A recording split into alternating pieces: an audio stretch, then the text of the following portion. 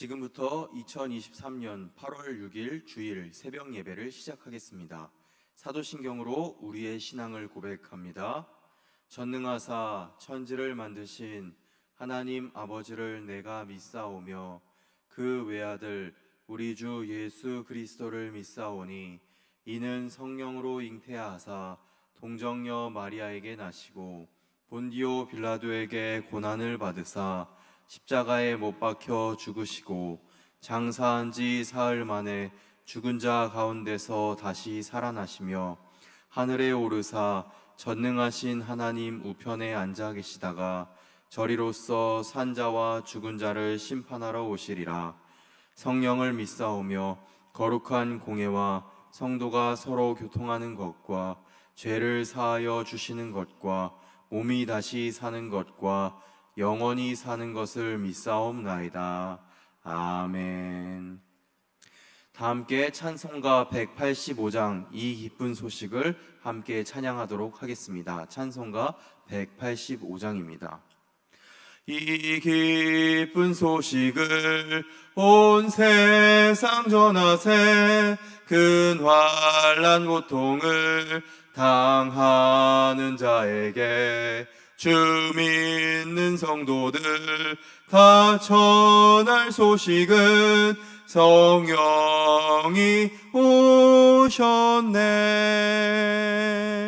성령이 오셨네. 성령이 오셨네. 내 주님 보내신 성령이 오셨네.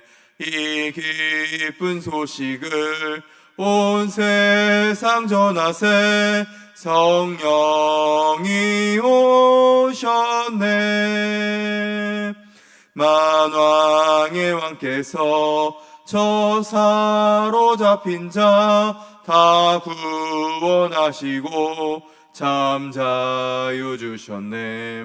승리의 노래가 온 성에 들리니 성령이 오셨네. 성령이 오셨네. 성령이 오셨네. 내 주님 보내신 성령이 오셨네. 이 기쁜 소식을 온 세상 전하세 성령이 오셨네. 한없는 사랑과 그 크신 은혜를 늘 의심하면서 안 믿는 자에게 내 작은 입으로 곧 증언하리니 성령이 오셨네. 성령이 오셨네. 성령이 오셨네. 내 주님 보내신 성령이 오셨네.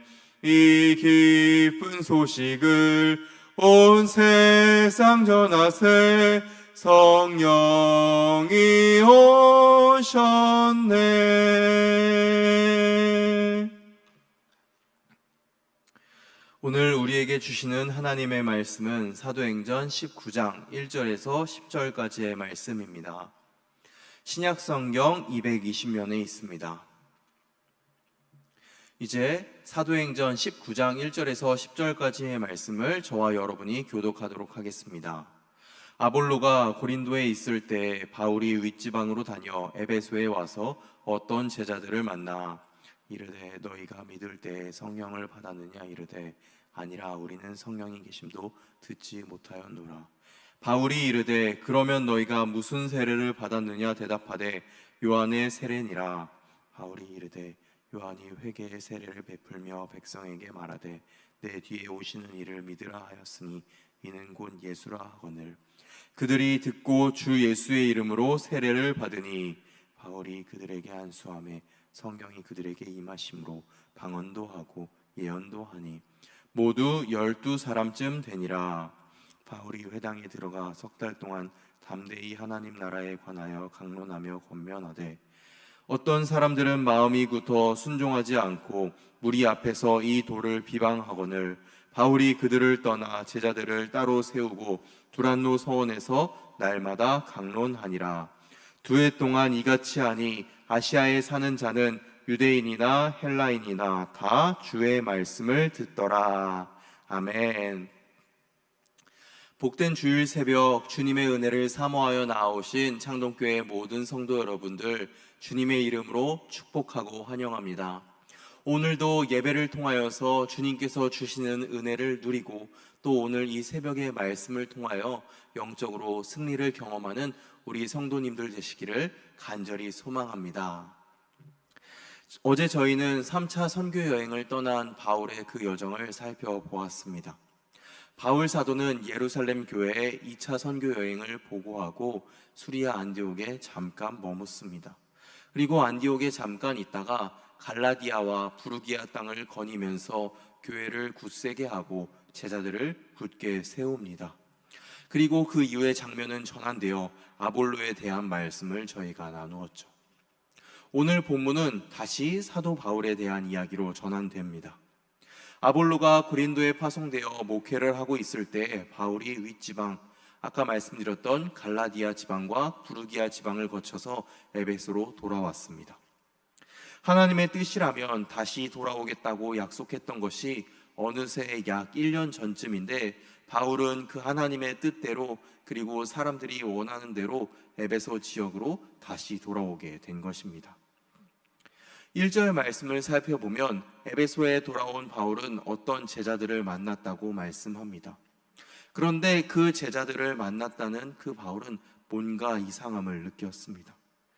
여기서 말씀하는 제자는 사도행전 전체에 27번이나 나오는 단어로서 그리스도의 제자들을 지칭하는 표현입니다.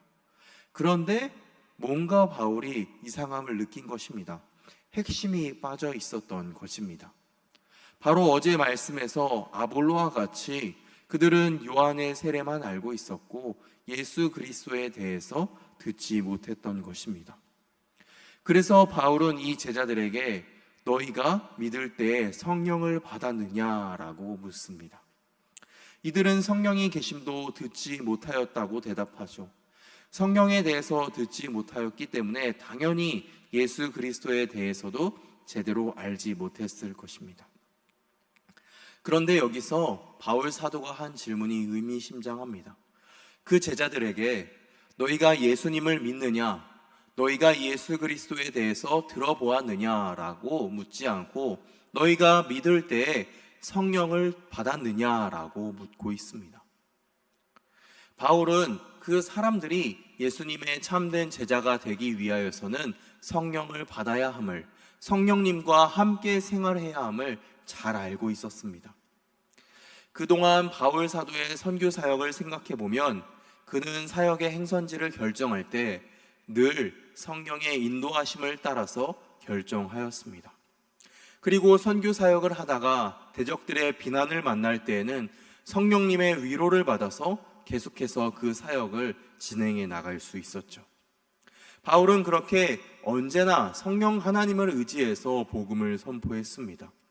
또 성령의 힘으로 사람들을 치유하기도 했습니다. 그의 모든 사역은 성령 하나님과 함께한 사역이라고 말할 수 있었던 것입니다. 그래서 바울은 그 제자들에게 너희가 믿을 때 성령을 받았느냐라고 묻고 있는 것입니다. 바울 사도의 이 질문을 묵상하면서 우리 자신의 그 삶도 돌아보게 됩니다. 우리는 신앙생활을 할 때 성령 하나님을 의지하느냐, 아니면 우리의 생각, 우리의 힘, 우리의 감정과 능력을 의지하느냐, 그것을 우리가 한번 돌아보았으면 좋겠습니다. 안타깝게도 후자의 경우가 더 많이 있는 것 같습니다. 그러다가 우리는 지치고 낙심해서 또 하나님께 실망하기도 하지요. 이러한 연약한 우리가 오늘 이 말씀을 통하여서 꼭 기억해야 할 것이 있습니다. 하나님께서는 연약한 우리가 세상에서 승리할 수 있도록 또 성도로서 거룩하게 살아갈 수 있도록 성령 하나님을 우리에게 보내주셨다는 사실입니다. 하나님께서는 우리를 홀로 내버려 두지 않으시고 언제나 성령 하나님과 함께 살아가도록 성령 하나님을 우리에게 보내주셨습니다. 그렇기 때문에 우리가 우리의 힘, 우리의 능력, 우리의 생각과 감정을 의지하는 것은 어리석은 일입니다.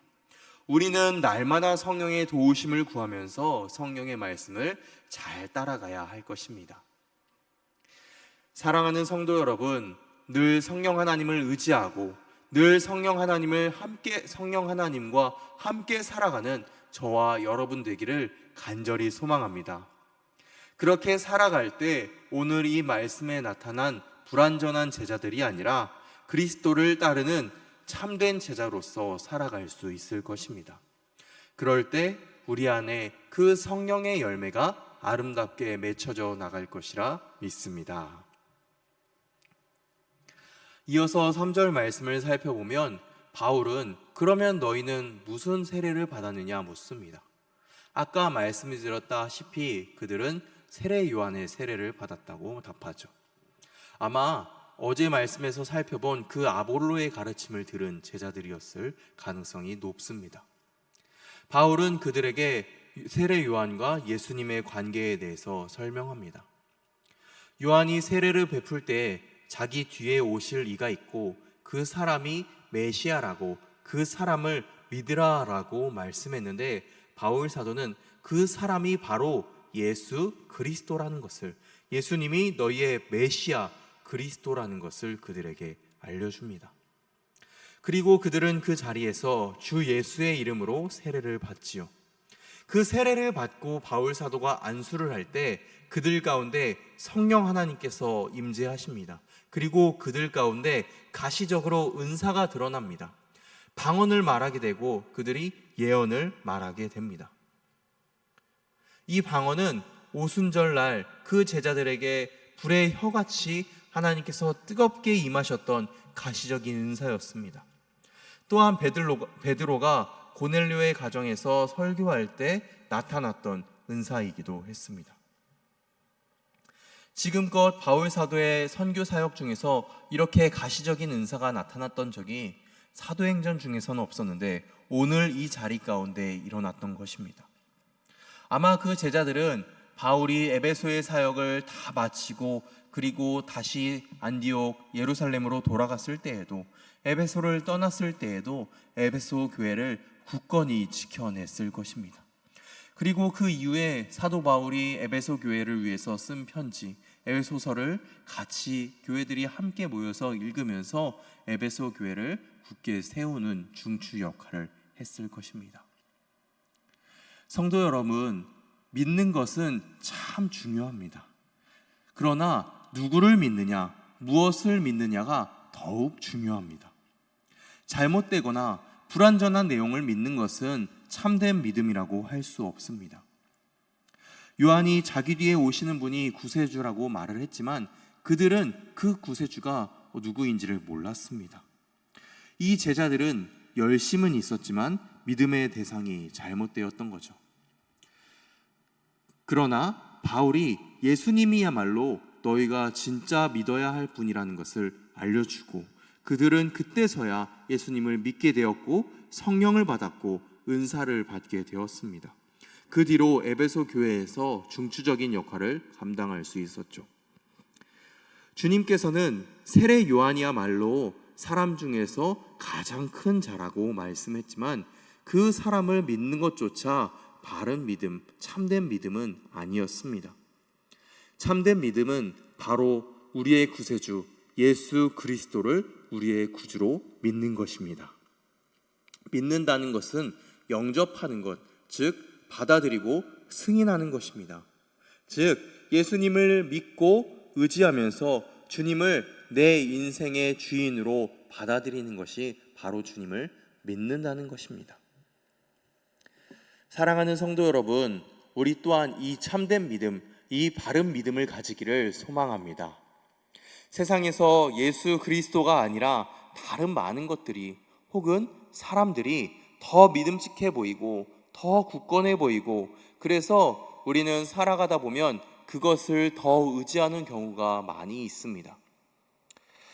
그러나 우리는 예수님이야말로 우리의 구원자 되십니다 라는 이 진리의 말씀을 다시 한번 마음에 굳게 붙잡아야 할 것입니다. 사실 이 말씀은, 이 내용은 우리가 신앙생활을 하면서 너무나 많이 들어왔고 또 너무나 익숙한 말씀입니다. 그러나 너무나 익숙하기 때문에 그만큼 잊혀지기도 쉬운 말씀이죠. 그래서 이 예배를 드리고 있는 모든 분들께서 예수님이야말로 나의 구원자 되시고 나의 주인이 되신다는 그 진리를 굳게 붙잡고 우리 안에 그 믿음이 더욱 굳건히 세워져 나가는 모든 성도 여러분들 되시기를 간절히 소망합니다. 또한 바울 사도가 그 제자들에게 세례를 주면서 성령이 그들에게 임하셨습니다.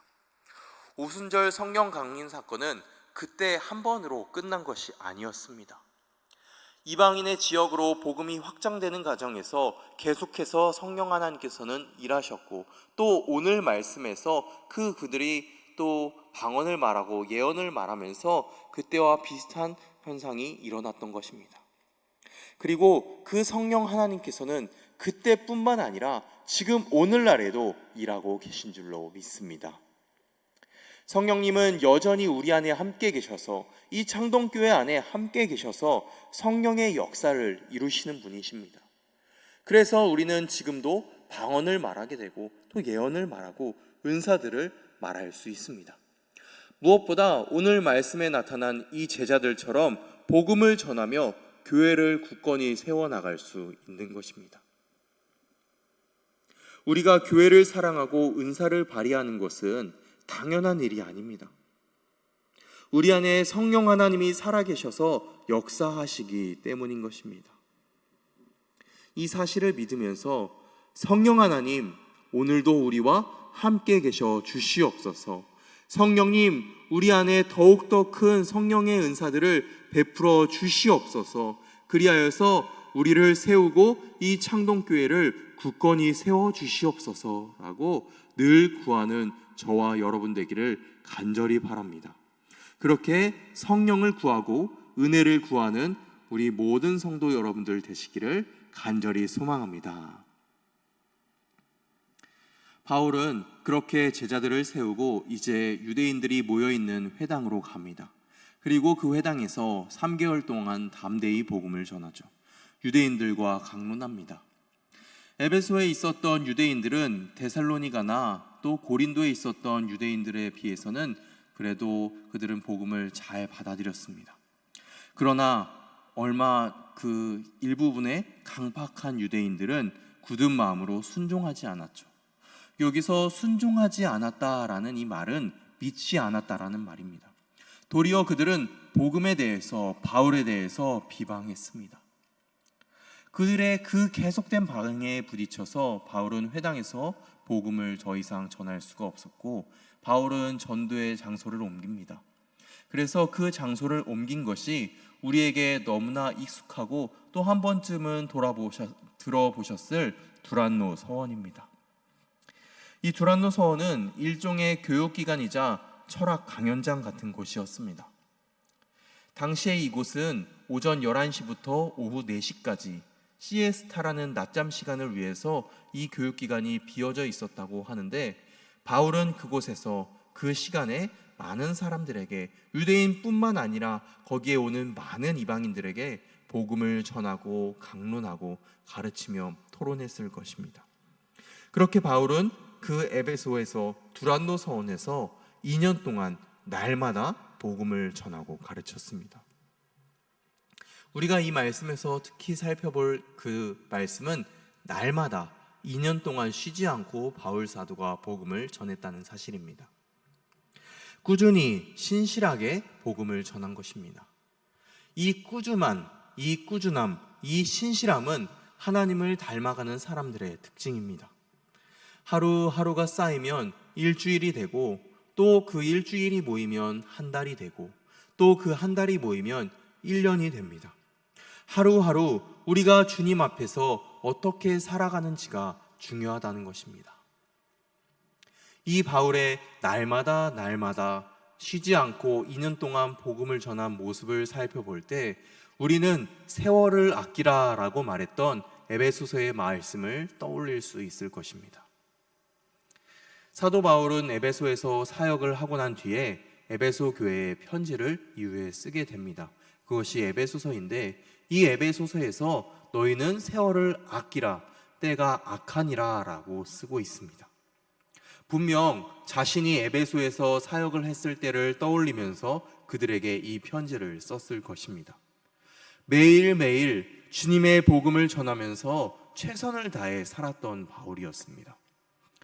그는 에베소 지역의 그 사람들에게도 세월을 아끼고 또 어리석은 자가 되지 말고 언제나 주님의 뜻을 구하면서 살아라. 그리고 방탕하게 살지 말고 오직 성령의 충만함을 구하면서 살아라 라고 그렇게 가르쳤습니다. 그리고 그렇게 편지에 썼었죠. 그리고 무엇보다 본인이 그렇게 살아냈던 것입니다. 사랑하는 창동교회 모든 성도 여러분, 우리 또한 이 바울의 가르침처럼 매일매일의 삶을 주님 앞에서 최선을 다해 살아가는 우리 성도님들 되시기를 간절히 바랍니다. 주님께서 허락해 주신 이 하루, 주님께서 우리에게 선물로 주신 이 하루의 소중함을 알아서 그 시간의 소중함을 알아서 주님께서 원하시는 모습대로 세월을 아끼는, 그래서 주님께서 기뻐하시는 모습대로 살아가는 우리들이 되기를 간절히 소망합니다. 그리하여서 오늘 바울의 이 모습처럼 정말 주님의 복음을 전하는데 힘쓰는 창동교회 모든 성도 여러분들 되시기를 간절히 축원합니다. 기도하겠습니다. 인자와 사랑이 풍성하신 하나님 아버지, 또 오늘의 이 사도 바울의 모습을 살펴보며 우리에게 성령 하나님이 꼭 필요하다는 것을 다시 한번 돌아보게 되었습니다. 주님, 그 성령 하나님께서는 그때만 역사하신 것이 아니라 지금 오늘날 이 자리 가운데 우리 안에서도 여전히 일하고 계시고 여전히 역사하고 계심을 믿습니다. 주님, 성령 하나님을 믿으며 우리가 예수님만이 우리의 구세주라는 것을, 우리의 주인이라는 것을 우리가 굳게 묻고 살아가는 우리들 되게 하여 주시옵소서. 그리하여서 예수님만을 의지하는 우리 창동교회 모든 성도들 되게 하여 주시옵소서. 주님, 또한 그렇게 살아갈 때 정말 주님께서 말씀하셨듯이 세월을 아끼는, 정말로 하루하루 주님께서 주시는 시간을 정말 최선을 다해 주님께서 기뻐하시는 모습대로 살아가는 우리들 될 수 있도록 주여 도와주시옵소서. 이 모든 말씀을 예수 그리스도의 이름으로 기도하오며 주님께서 가르쳐 주신 기도로 오늘 새벽 예배 마치겠습니다. 하늘에 계신 우리 아버지여, 이름이 거룩히 여김을 받으시오며 나라가 임하시오며 뜻이 하늘에서 이루어진 것 같이 땅에서도 이루어지이다. 오늘 우리에게 일용할 양식을 주시옵고 우리가 우리에게 죄 지은 자를 사하여 준 것 같이 우리 죄를 사하여 주시옵고 우리를 시험에 들게 하지 마시옵고 다만 악에서 구하시옵소서. 나라와 권세와 영광이 아버지께 영원히 있사옵나이다. 아멘. 네, 오늘 들은 이 말씀 가지고 성령 하나님의 그 임재를, 그 은사를 다시 한번 구하면서 기도하는 우리 성도님들 되시길 바랍니다. 그리고 오늘은 주일입니다. 주님께 예배드리는 그 날인데 오늘 창동교회의 모든 예배 가운데 성령 하나님 임재하여 주시옵소서. 우리 성도들 한 사람 한 사람 그 마음 가운데 찾아가 주셔서 뜨거운 역사가 일어날 수 있도록 주여 일하여 주시옵소서. 그리고 창동교회 예배뿐만 아니라 한국교회 가운데 그 역사가 일어날 수 있게 해달라고 우리 함께 기도하기 원합니다. 그리고 각자가 가져오신 기도 제목으로 함께 기도하기 원합니다. 다 함께 주여 한번 외치고 기도하겠습니다. 주여.